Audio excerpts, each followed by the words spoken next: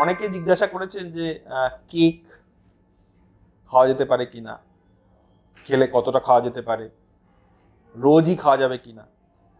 তো সেই জিনিসটা বলতে গেলে আমরা একটা আইডিয়া দিচ্ছি আপনাদের যে কেক জিনিসটা খুবই সুস্বাদু এবং বিভিন্নভাবে পাওয়া যাচ্ছে। এখন তো অনেক বেকারির ভালো কেক এসছে মার্কেটে, কিন্তু আমরা যে কেকগুলো সাধারণত এই বড়দিনের সময় দেখছি তাতে দেখা যাচ্ছে যদি আপনার একটা 100 গ্রামের স্লাইস পাওয়া যায়, সেটাতে কিন্তু প্রায় 300 থেকে 400 ক্যালোরি একটা কার্বোহাইড্রেট লোড থাকছে, এবং সেখানে প্রোটিন খুব কম থাকছে যতটা ওই ডিমের থেকে আসছে, আর স্যাচুরেটেড ফ্যাট খুব বেশি থাকছে, প্রায় 15 থেকে 20 গ্রামের মতো।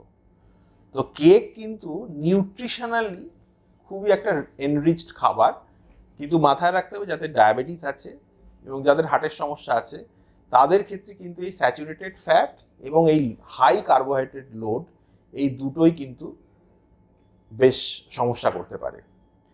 এটা তো আমি বললাম এক ফালি কেকের কথা, 100 গ্রাম। তাহলে কি আপনি একদমই খাবেন না, অথবা এর কি কোনো অল্টারনেটিভ হিসেবে আছে? আমি বলবো ফ্রুট কেকের দিকে বেশি করে কনসেন্ট্রেট করুন। সেখানে হয়তো কার্বোহাইড্রেটটা অনেকটা কমে যাবে, কিছু ফ্রুটস আপনি যেখানে একটু লো ক্যালোরি আছে সেগুলো আপনি পাবেন, সেখানে কিছু ভিটামিনস মিনারেলস পেতে পারেন। প্রোটিন অনেকটাই কম থাকে এখানে, সেক্ষেত্রে ফ্রুট কেকগুলোই বলবো। এবং আরও কেক আপনি খান কিন্তু একটু কম স্লাইস, মানে 100 গ্রাম না খেয়ে একটু 50 গ্রামের স্লাইস নিন। এবং খুব ফ্রিকোয়েন্টলি আপনারা যারা সুগারের ওষুধ খাচ্ছেন কিংবা যারা হার্টের সমস্যায় ভুগছেন, সেক্ষেত্রে কিন্তু খুব কেকের একদম যে বিঞ্জ ইটিং করবেন সেরকম নয়। বাকি নর্মাল পপুলেশনের ক্ষেত্রে, বাচ্চাদের ক্ষেত্রে কেক কিন্তু একটা যথেষ্ট নিউট্রিশাস ভ্যালুওয়ালা খাবার।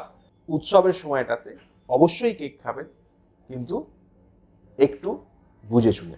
অস্ক্লেপিয়া হেলথে রয়েছেন নানা ক্ষেত্রের বিশেষজ্ঞ ডাক্তার, যারা আপনার সমস্ত চিকিৎসা ঘটিত সমস্যার সমাধান করে দেবেন অনলাইন। মাত্র কয়েকটি ক্লিকে বুক করে ফেলুন ডাক্তারের অ্যাপয়েন্টমেন্ট। ডাউনলোড করুন অস্ক্লেপিয়া হেলথ। ভালো থেকো।